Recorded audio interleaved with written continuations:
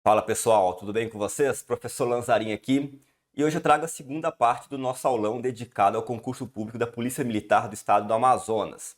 Aqui embaixo na descrição eu vou deixar o material da prova em PDF e vou deixar também alguns links, link do meu Instagram, link da primeira parte, uma playlist aqui do canal só com questões da FGV e também o link do canal Ciência Exata, onde eu também produzo conteúdo. Você já vai deixando seu like para não se esquecer durante o vídeo, se inscreve no canal caso não esteja inscrito e se tiver alguma dúvida durante a aula, é só deixar aqui nos comentários que eu vou respondendo. Beleza? Bora para a aula?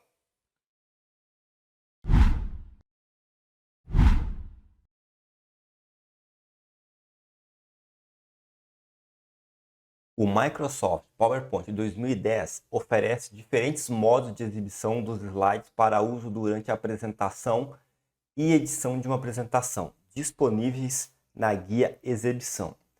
São modos de apresentação do PowerPoint, exceto anotações, classificação de slides, estrutura de tópicos, exibição de leituras e normal. Bom, tem que ter bastante cuidado com essa questão aqui por causa do seguinte. Essa questão ela está falando sobre PowerPoint 2010. Isso vai fazer toda a diferença, porque o PowerPoint 2010 ele tem uma guia chamada exibição. Já os PowerPoints mais novos, 2019, por exemplo, ele tem uma guia chamada exibir, tá? E aqui que está o problema. Na guia exibir, todos esses 5 modos aqui estão presentes, tá? Então, no PowerPoint 2019, você tem anotações, classificação de slides, estrutura de tópicos, exibição de leitura e o modo normal. Então, cuidado para não confundir. Porém, a questão fala da guia exibição, presente no 2010, e no 2010 não existe estrutura de tópicos, tá? Então a resposta correta da questão 7 é a alternativa C, beleza? Então vamos para a próxima questão, mais uma questão de PowerPoint. No Microsoft PowerPoint, a guia Transições permite, a alternativa A fala formatação de slide mestre. Alternativa B fala o uso de áudio e vídeo nos slides. Alternativa C fala preparar um arquivo de apresentação no PowerPoint. Alternativa D fala atualizar recursos utilizados em versões antigas. E a alternativa E fala em definir eventuais efeitos gráficos na troca de slides. Bom, para resolver essa questão, você precisa conhecer o que é isso aqui, ó, esse efeito. Dentro da guia Transições, nós vamos ter o quê? Efeitos de transição. E o que é um efeito de transição? Ele é um efeito, né, que vai ficar entre slides, ou seja, ao mudar de um slide para o outro, você consegue colocar ali algum efeito, alguma movimentação, algum modo de entrada para o outro slide, entende? Então, olhando as nossas alternativas aqui, a gente consegue perceber que a alternativa é a certa, ó, definir eventuais efeitos gráficos na troca de slides. Então, é isso mesmo. Efeitos na troca de slides é uma transição. Portanto, nossa resposta correta é a alternativa E. No contexto do Microsoft Excel 2010, analise a fórmula abaixo. Bom, a fórmula aqui ela não tem segredo, tá? Para quem não conhece, é uma fórmula de soma. Então, nós temos aqui o sinal de igual, como toda fórmula ou função deve começar. O nome da fórmula, que é soma, e sim, a função dela é somar. E aqui nós temos de C2 até C4. O que é isso? Isso aqui é um intervalo, tá? Então, nós temos a célula C2. Esses 2 pontos você pode entender como um até a célula C4. Supondo-se que essa fórmula esteja na célula C5 e que os valores das células C1, C2, C3 e C4 sejam, respectivamente, 2, 3, 4 e 5, o valor exibido na célula C5 deve ser... Bom, esse é o tipo de questão que a FGV gosta de fazer. Ela faz uma questão sobre Excel, porém ela não coloca nenhuma planilha para que você possa olhar, né? Dá para fazer de cabeça? Dá, mas aqui nós vamos fazer com calma e vamos fazer desenhando, que é o que eu recomendo você fazer na prova, caso você esteja ali na dúvida. Então vamos lá, nós temos a coluna A, B, C e D. Isso aqui já é mais que o suficiente para a gente resolver. Linhas aqui está falando até a 5, então vamos colocar linha 1, 2, 3, 4, 5 e vou colocar 6 aqui embaixo. Ok, na célula C1, ou seja, aqui tem o valor 2. Na C2 tem o valor 3. C3 tem o valor 4. E na C4 tem o valor 5. Na célula C5 tem essa fórmula de soma. Essa soma está pegando de C2 até C4. Vamos entender o que é esse intervalo? Bom, o intervalo C2 até C4, temos aqui coluna C, linha 2. Então, vai começar daqui e vai até o quê? Até C4, mesma coluna, linha 4 aqui. Então, aqui nós temos a célula C4. Qual que é o nosso intervalo? Exatamente esse aqui. Beleza? Vai somar essas 3 células. Bom, qual que é a soma? Temos aqui 3 com 4, 7. Com 5, 12. Então, nossa resposta correta, alternativa D. Então, vamos para a 10ª questão da nossa correção. João preparou uma planilha que contém nas colunas F e G uma lista de códigos e nomes correspondentes.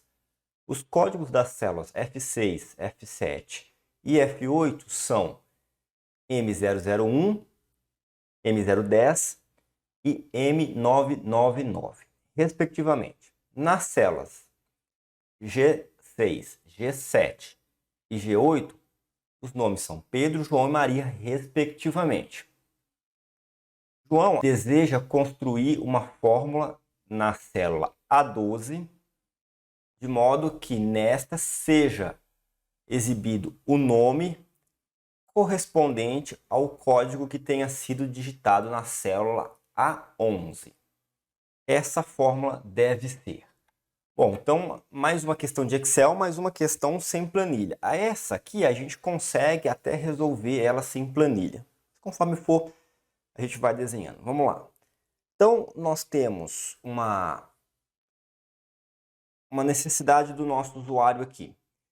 Ele tem na coluna F códigos e na coluna G ele tem nomes. Tem códigos aqui e aqui ele tem nomes. Lá na célula A12, ele quer colocar uma fórmula que vai pegar um código que esteja na célula A11, ou seja, na célula de cima, passe aqui na coluna F, né? Procure esse código digitado na coluna F, ache e traga o nome correspondente aqui na coluna G. Bom, como vocês viram aqui, nós estamos falando de colunas. Eu tracei aqui uma seta no sentido vertical, mostrando que essa fórmula vai ter que procurar no sentido vertical. Com isso, nós vamos dar uma fórmula chamada PROC-V. Então, aqui na célula A12, que é onde vai vir o resultado, nós vamos colocar a seguinte fórmula. Primeira coisa, a gente vai começar com um sinal de igual, como toda função e fórmula. Nós vamos usar um PROC-V. Por que V e não H? Nós vamos procurar, assim, colunas e trazer um nome correspondente na outra coluna, tá? Se fosse procurar por linhas, trazer um nome aqui embaixo, um nome aqui correspondente aqui, nós teríamos um PROC-H. E não, nós temos um PROC-V. Nós temos um código, vai procurar a coluna de códigos e vai trazer um nome correspondente a esse código. Então, nós temos um PROC-V. Com isso, a gente já corta a alternativa A, B e C. Veja só. Como é que funciona o PROC-V? Primeiro, nós vamos digitar, depois ali que abre o parêntese, o valor procurado. E qual valor procurado é esse? O valor que está na célula A11. Então, igual para ver a parênteses, A11. Olhando para as nossas alternativas, a gente já sabe que a nossa resposta é a alternativa D. Porque a alternativa E fala F6 e não é assim, tá? Beleza? Então, nós temos aqui já a resposta, alternativa D, A11. Mas vamos seguir. Primeiro a gente coloca o valor procurado, a gente vai dar sequência, outro critério vai entrar. Então, a gente coloca o quê? 2 pontos ou ponto e vírgula? Ponto e vírgula, para dar o fim. Lembra que 2 pontos é para definir intervalo. Nós vamos procurar o quê? Nós vamos procurar as colunas F e G. A gente sabe que os valores estão F6, F7, F8, G6, G7, G8, ou seja, linha 6, 7 e 8. Então, nós vamos pegar da coluna F6 até a G8, ou seja, todo esse intervalo. Então, qual que é o nosso intervalo? F6, 2 pontos, que a gente pode entender como um até, G8, ponto e vírgula, porque fechou o intervalo. Aí, vai passar aqui na primeira coluna, certo? Quantas colunas para lá que a gente quer? Qual coluna que a gente quer a resposta? A primeira ou a segunda? A segunda, né? A F é a primeira coluna, a G é a segunda coluna. Então, aqui nós temos o número, o índice de coluna. Vai ser o quê? Vai ser o 2. Relembrando, não é a coluna 1 que a gente quer, é na coluna 2. Ponto e vírgula, e aqui nós vamos colocar 0 ou 1. O que é o 0? O 0 é o falso. E o 1 é o verdadeiro. Mas qual a diferença? O falso vai trazer um valor exato. O verdadeiro vai trazer um valor aproximado. Então, se você quer o valor exato, que aqui é o caso, a gente vai digitar um código, a gente quer um nome exato, a gente vai usar o quê? A gente vai usar o falso, a gente vai usar o 0. Fecha parênteses, tá aí a nossa forma. Então, PROC-V, vai procurar na vertical. O valor procurado vai estar na célula A11, como diz o texto aqui, ó. Na célula A12, a gente colocou a fórmula porque é nela que vai vir o resultado. Correspondente ao código que tenha sido digitado na célula A11, ou seja, a gente vai digitar um código na célula A11. A11 é o que mesmo? O valor procurado. A matriz onde a gente vai procurar, ou seja, F6 até G8. Vai começar procurando aonde? Na coluna F, que é a primeira coluna. Vai trazer o resultado, vai buscar o resultado correspondente em qual coluna? Primeira, segunda, terceira, quarta? Qual que é o índice dessa coluna? É a segunda coluna, coluna G. Então vai um 2 aqui. E vai trazer o quê? Vai trazer o valor exato, não vai trazer nenhuma aproximação. Então a gente coloca um 0, ou poderia escrever também falso. Fecha parênteses e está aí a nossa forma. Como a gente já sabe, alternativa D. Esse aqui eu fiz para explicar até o final, mas na prova, por exemplo, que você tem um tempo corrido, achou a alternativa ali, marque e vai para a próxima, entendeu? Isso aqui é para deixar claro, para relembrar quem não lembra, para ensinar quem não sabe, para reforçar na sua cabeça, beleza? Então vamos para a próxima questão. Nas configurações do Google Chrome, na seção de privacidade e segurança, a opção limpar dados de navegação não permite remover. Ó, não permite remover. A alternativa A fala arquivos provenientes de download. A B fala em cookies e outros dados de site. A C fala histórico de download. A alternativa D fala históricos de navegação. E a E, imagens e arquivos armazenados no cache. Então vamos começar analisando aqui de baixo. Quando você vai lá e limpa os dados de navegação, é possível limpar imagens e arquivos armazenados na cache? Sim. Tá? Para quem não sabe, a cache é uma memória temporária onde você salva ali alguns arquivos ou fragmentos de arquivos para agilizar na navegação. Tá? Então, quando você entra numa página, não há necessidade, uma página que você já entrou, uma página que você entra com frequência, não há necessidade de baixar todas aquelas imagens, né? Porque parte delas, fragmentos delas vão estar salvos na memória cache e o computador busca ali para que você tenha uma velocidade na navegação. Então, dá para apagar a memória cache? Dá. Histórico de navegação, com certeza, né? Você escolhe lá, inclusive, o tempo que você quer apagar. Se é navegação de um dia, de algumas horas, de uma semana, ou de todo o tempo, né? Você pode escolher lá. Alternativa C fala histórico de downloads. Cuidado aqui, tá? Você consegue apagar o histórico de downloads. Lá tem o nome dos arquivos, do que você baixou e algumas informações a mais. Lá não tem os arquivos que você baixou, tranquilo? Tem lá, igual eu falei, informações sobre o que foi baixado. E isso você pode apagar? Pode sim. Cookies e outros dados de site. Sim, pode sim. Inclusive aqueles dados para preenchimento automático. Consegue apagar. E a alternativa A fala arquivos provenientes de downloads. Aqui que está o erro. Você não consegue apagar arquivos provenientes de download. E não confundir com histórico, tá? Aqui são os arquivos que você realmente baixou. Vamos dizer que você baixou uma foto lá para usar no papel de parede do seu computador. Lá no histórico vai ter o nome do arquivo, vai ter o site, vai ter tudo mais. Aí você salvou lá, deixou na página Downloads ou deixou na página Imagens, tanto faz. A imagem vai estar lá, a imagem.